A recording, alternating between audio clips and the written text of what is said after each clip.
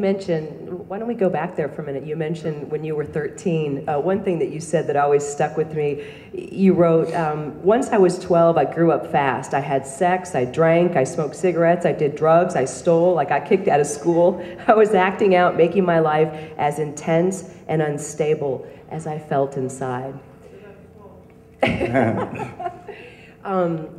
Gosh, you think 12 years old, you might have been struggling inside, but you were a pretty deep kid. I mean, you were really into art and music and culture and the world at such a young age, yet you felt like you were fighting demons so young. Why?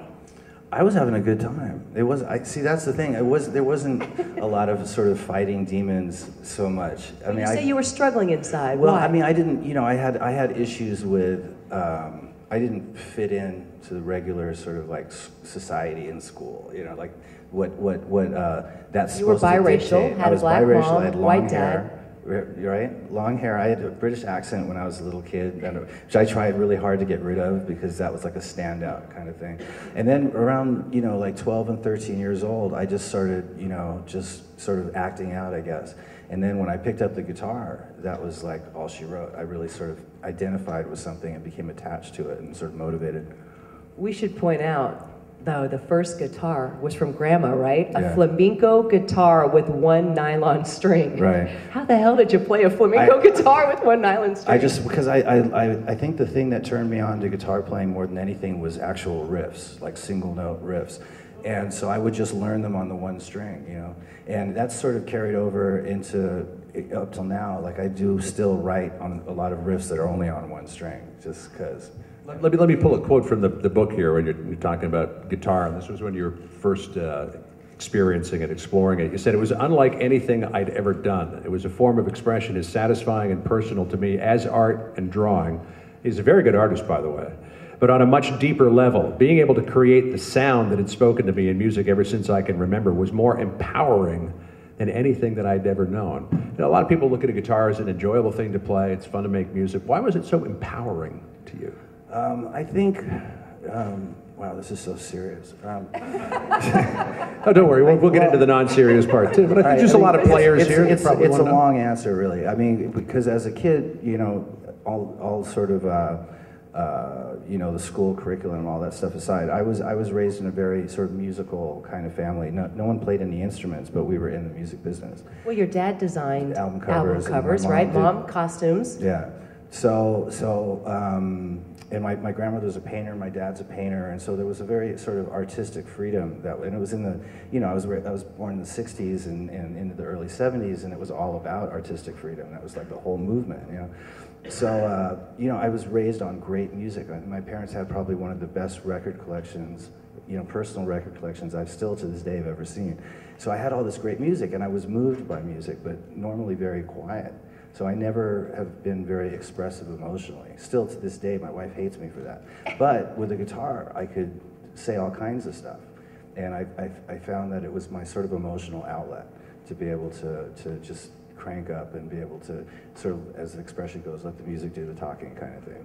And so, yeah. Your mom would take you to concerts, and you'd be around a lot of these musicians because she was designing costumes for them. I mean, from the Beatles to Joni Mitchell to Flip Wilson, Flip right? Wilson, Pointer Sisters, I mean, everybody. That's wild.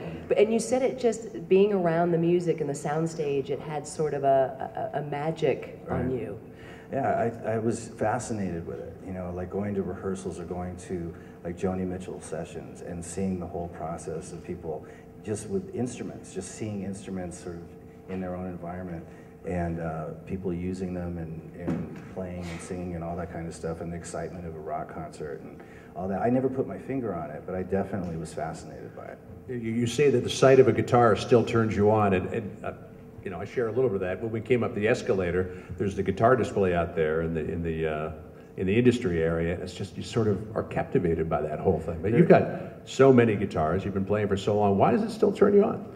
It's the same reason that girls still turn me on in cars and good. Well, how does Perla deal with that? She loves it. We keep a guitar at the end of the bed in case I need some imagination. No, what do you imagine? It was a quick joke. You don't have to dwell on it.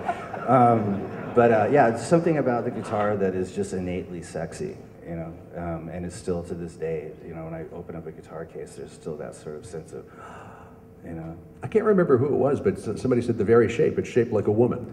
Yeah, it's a common guitar player sort of identification thing. Yeah, there's definitely sort of the top, well, especially with the Les Paul, because you've got the sort of breasts at the top at the end. Yeah. Speaking of Les Paul, Joe Perry was struggling, right? He was selling some of his guitars. Right. You bought his Les Paul for what, about $8,000? In 1959, Les Paul. One of two Tobacco Sunburst 1959 guitars that were ever made, Les Pauls that were ever made. And I was familiar with this guitar because as a kid coming up, you start to identify with your rock stars and what instruments they use. And he had this one Les Paul in all the pictures that I just thought was the best looking Les Paul. So years later, it was 1989, we just finished a tour with Aerosmith and gone on to Japan, and I got a phone call from LA saying there's this guy who's selling this guitar, and he says you might be familiar with it. He said he used to belong to Duane Allman and Joe Perry, and it's 1959, so I know the guitar. And I said, well, send me some photos to my apartment. And so when we got back to LA, I had this envelope, and I opened it up, and there was Polaroids of the guitar. That's back when they still had Polaroids. And there's recognizable nicks in this guitar that I knew from my years as a rock fan, you know. And it was the guitar, so I bought it for like $8,000, yeah. That's amazing. A 59 Les Paul for $8,000. Yeah. Market value today would be $250,000, $300,000? That guitar would be very close to $1 million, if not. Million? And you gave it back to the economy sort of screwed up. There's the twist, is that, you know, Joe was struggling and they needed money, and years later, you gave him his guitar back. Well, it's not as novel as all that. Oh, that was for the book? No. It did. Well, the way it happened was I offered to sell it back to him originally. That was back in 1989, and he didn't have money in those days. But when the guitar was originally sold, it wasn't him that sold it. It was his wife, and he was on the road somewhere, and it was during the sort of druggy Aerosmith, you know, that we all know and love, right? Anyway, so it was a bitter thing, and so I offered it back to him, but he couldn't afford it at the time. So over the years, you know, so he'd come up and he'd go, hey, I'd really like to buy that guitar back. I was like, nah, you know. And then I go, you know, I'm offering it to you, and he'd be like, well, no, I'm too busy right now, because he'd be pissed because I didn't take the offer the last time or whatever. So finally at I forgot what year it was, but like in 96 or 97, 98, somewhere in there, it was his birthday coming up. And so I thought, you know, so I just gave it back to him. So it was a nice gesture, but it's put a huge dent in my collection. Not to mention if you ever needed money. Right. Because as you said, that guitar is probably worth close to $1 million. Yeah.